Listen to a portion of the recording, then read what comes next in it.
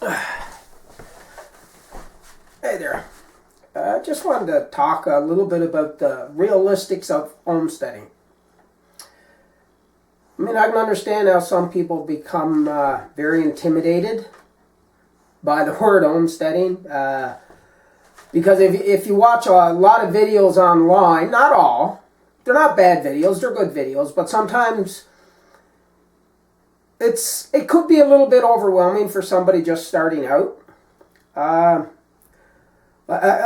love it when I see all the homesteaders posting, you know, they're putting up a brand new high tunnel, which is like $30,000 or $40,000. They're buying a brand new tractor that's, you know, another $35,000.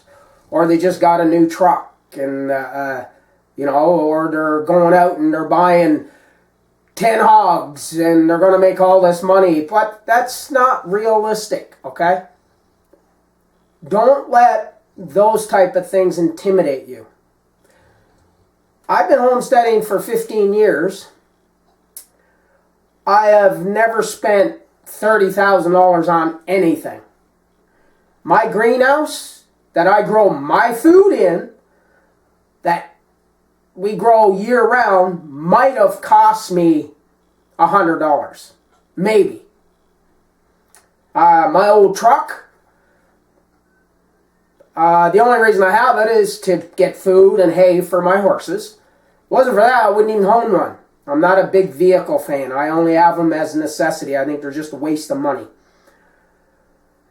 You know, if you want to start homesteading, my suggestion is just to try and get a piece of land with a small house.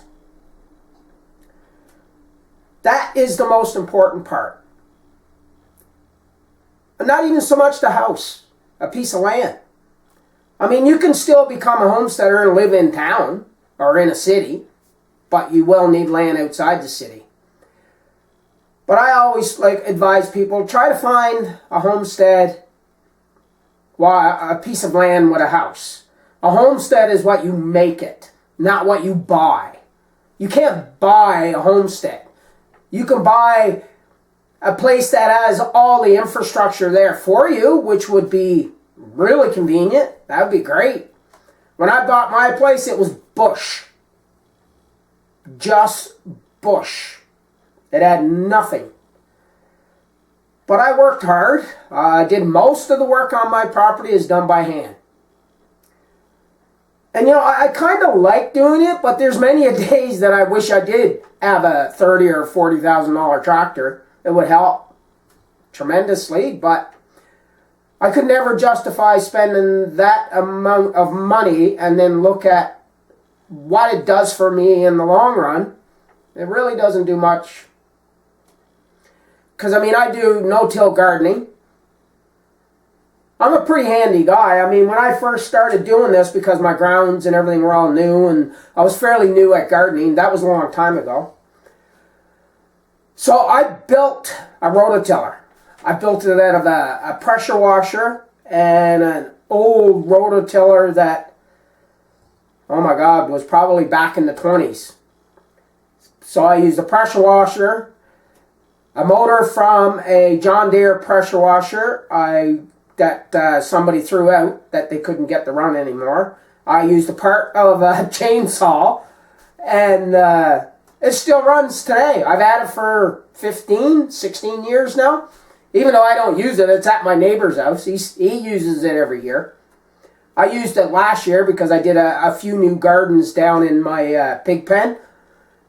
So yeah, but usually like my main gardens and my greenhouse is no-till. I don't till the ground. I just add my compost to it every year. I top it up with 3 or 4 inches. Okay. So yeah, like, the best thing I can tell you to do is it doesn't matter how much money you have to be a homesteader. If you can find a piece of property and a home that you can move into, or if you're planning on building, then that's fine. That's all you need. Homesteading, I mean, I'm still building my homestead, and I've been doing it for many, many, many years. Every year I learn new things. This winter is the first winter that I've decided that I wanted to keep hogs over the winter. Well, this summer I have to redesign my fencing for the hogs.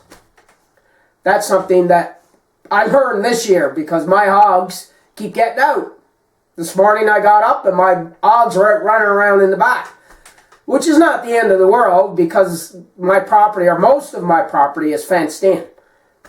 The reason I did that was for my dogs, so that they can protect the property against intruders, human intruders, coyotes, coons, whatever.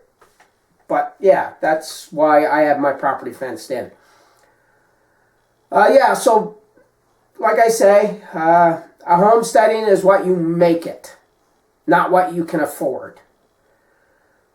So yeah, like if you have this dream, then work towards it. I know it's really hard nowadays because like even here in my province here in Canada on PEI, prices have just gone through the roof. Crazy prices.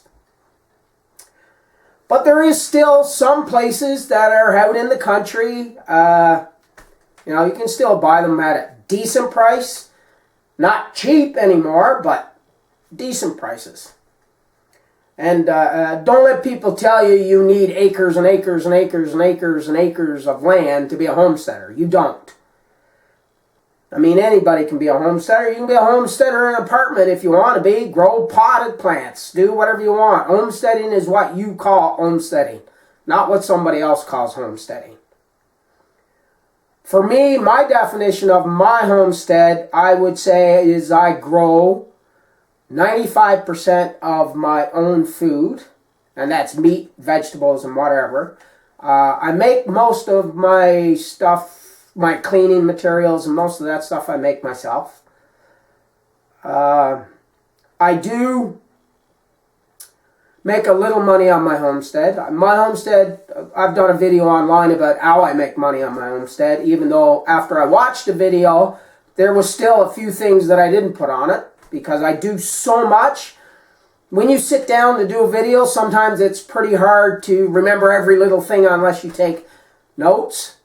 I don't really like doing that. I like trying to keep my videos as, as plain and as simple as possible. So that I'm just sitting down and just trying to talk to you as if you're in the room with me. That's my goal. That's what I like.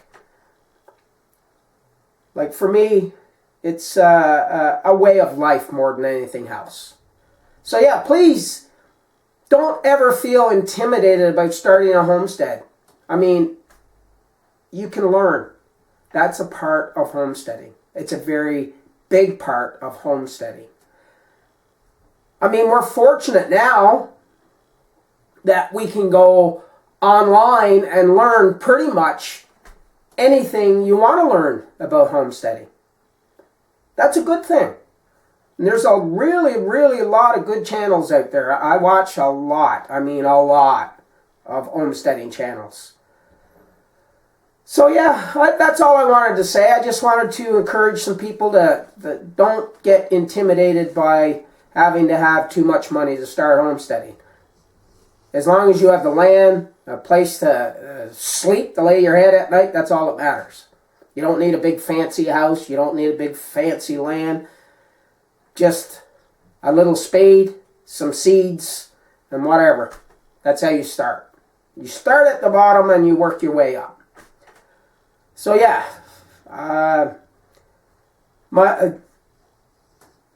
see, for me, I've had a lot of people over the years tell me that, you can't do it this way because it won't work. And I've always been kind of a stubborn guy. Not always, or not kind of, I am. I do things my way. Like they told me I couldn't use regular poly on my greenhouse. If somebody tells you that, don't believe them. That's not true. I put regular poly on my greenhouse, the one that I have now and the ones before that. The one that I have right now, my big greenhouse, I put just 6 mil vapor barrier poly, construction grade poly on it 5 years ago. Still fine. So yeah, I don't have a problem. If I have to replace it every 5 years, I'll replace it. It's not the end of the world. But it cost me $33 for the poly to do my greenhouse. If I had to go buy this white poly that everybody tries to push to say that that's what you need for a greenhouse, it would have cost me almost $600 for that. And they say it lasts us 5 years. Well, I spent $33, and it'll probably last me 10 years. So yeah. So sometimes you got to do a little bit of research and then kind of work it out yourself. Don't always believe everything you hear or things that people tell you. You'll learn over time what works for you. And what works for you may not work for me. So yeah, don't let people tell you you're doing something wrong on your homestead. It's your homestead. You do it your way.